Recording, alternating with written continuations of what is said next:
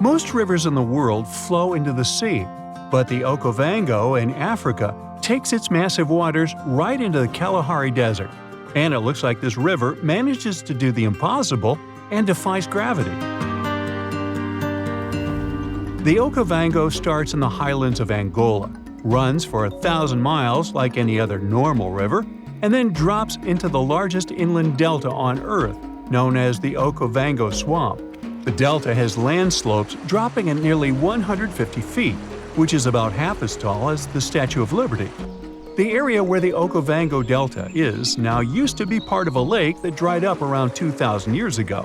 It takes the Okavango water several months to complete its journey, and the landscape there is never the same.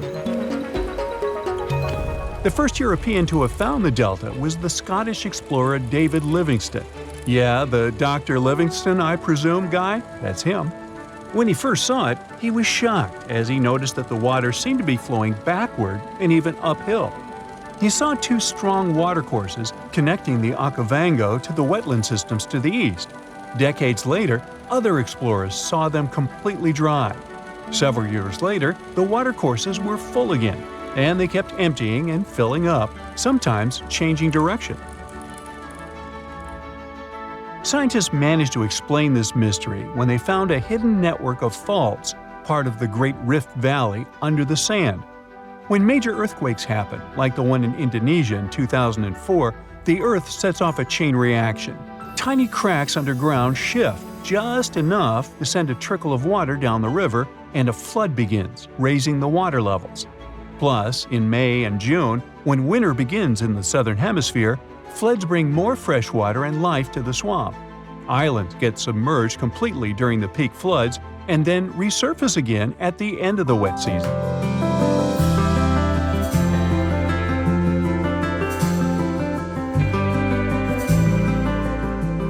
Wildlife just loves all the water in the delta, and you can often see migratory elephants bathing among pink lily pads and silverfish, bream, barbels, and other fish. There are lions, cheetahs, buffalo, wildebeests, hippopotamuses, hippopotami, zebras, wild dogs, crocodiles, and other species of animals. Storks, ibis, herons, cranes, and geese like to fly by, along with 450 species of birds. Although the Okavango has plenty of water that is priceless in the desert, people hardly settle along its banks. One big problem here is the tsetse fly. But if you're feeling adventurous, you can come here for a water safari. Scientists from Imperial College in London stumbled upon a totally unexpected river under the Antarctic ice sheet. It slurps up water from an area as big as Germany and France combined. Scientists used to think the lakes under the Antarctic ice were just chilling by themselves. But now it turns out they're part of an interconnected river network. Water under the ice can form in two ways, either from melted snow seeping down or from the Earth's natural heat and the ice grinding over the ground. The Antarctic gets a lot of surface melting during the summer, but Antarctica is usually too chilly for that. This newly found river is proof that there's plenty of water down there just from the ice melting from below. This river could make Antarctica lose its icy cover way faster. If things heat up enough to melt the surface, that water could rush down and mess with the base of the ice sheet, turning Antarctica into a melting mess like Greenland. If the ice starts moving faster than the water can handle, it's going to create more friction, making even more water and speeding up the melting process. The researchers are on a mission to dig deeper into how this river system works and see if it's causing trouble in other parts of the icy continent. Understanding what's going on down there could give us a heads up on how a changing Antarctica might shake up the whole planet. The Rio River in Montana flows for just a bit over 200 feet between Giant Springs and the Missouri River. It was mentioned in the Guinness Book of World Records as the shortest river in the world, but they had to remove this category altogether because there was some heated debate over this title. Residents of Oregon claim that their D River was the absolute champion, as it all depends on when you measure them. There could even be shorter rivers in Norway or Indonesia, depending on what you see as a river. The official definition says it's something that has constant flowing water in the form of a current and is fed by upland sources or another river, lake, or watershed. Creeks and brooks flow together to form streams. Streams become rivers, and rivers take the water from higher to lower lands, ending in the ocean. There are 12 stream orders, and the first two levels don't have other streams feeding them. So, Rio and its other short buddies technically deserve the title of rivers. I'm glad we cleared that up.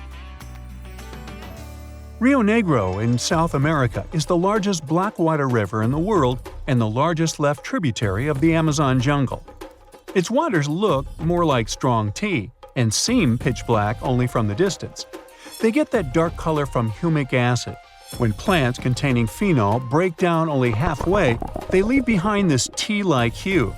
Some people believe that blackwater rivers can't be productive, but Rio Negro helps big fishing industries and has spots where turtles come to lay their eggs. Back in the 17th century, explorers didn't find tons of indigenous folks along the river. But it probably didn't have to do with its productivity, more with diseases and conflicts. There are around 700 different fish species documented in Rio Negro's basin, including at least 100 you won't find anywhere else. A bunch of those fish end up in aquariums, like the super popular cardinal tetra. There is a canal connecting Rio Negro and the Orinoco, which is another major river in South America. Many aquatic species try to move between the rivers, but only the toughest can handle the mix of blackwater and clearwater sections in that canal. There's a unique creek in Wyoming that drains both into the Pacific and the Atlantic Oceans. It begins high up in the Teton Range and later splits into two branches. The Pacific Creek joins the larger Snake River, which merges with the Columbia River and finally reaches the Pacific Ocean. The Atlantic Creek heads east and flows into the Yellowstone, Missouri, and Mississippi rivers and eventually empties into the Gulf of Mexico. If you connect the two creeks' watersheds on a map, you'll get a single blue line between Oregon and Louisiana. Explorers who were looking for the Northwest Passage between the two oceans never knew they could have used the creek. They would just need really tiny boats. Some scientists believe that cutthroat trout knew about this route long before people. They managed to migrate from the Snake River to the Yellowstone River, most likely using the two-ocean creek. Now, every summer, the Caño Cristales in Colombia turns into a liquid rainbow, or the River of Five Colors. At this time, and until the end of fall, the conditions are just perfect for the riverbed to turn bright red, yellow, green, blue, and black. You gotta thank certain aquatic plants growing in the river, a special type of seaweed for all this beauty. During the wet season, the river moves fast and the sun cannot get to these plants. When the dry season hits, there isn't enough water to feed them. So the time in between the seasons has the perfect conditions for this colorful show. No other place in the world has anything similar. So, at some point, the number of tourists who wanted to see it became so huge that scientists got concerned it could be bad for this hotspot of biodiversity. The area is home to rare species of animals, birds, and plants. Now, there are ecotourism trails and strict opening hours for visitors. That's it for today. So hey, if you pacified your curiosity, then give the video a like and share it with your friends. Or if you want more, just click on these videos and stay on the bright side.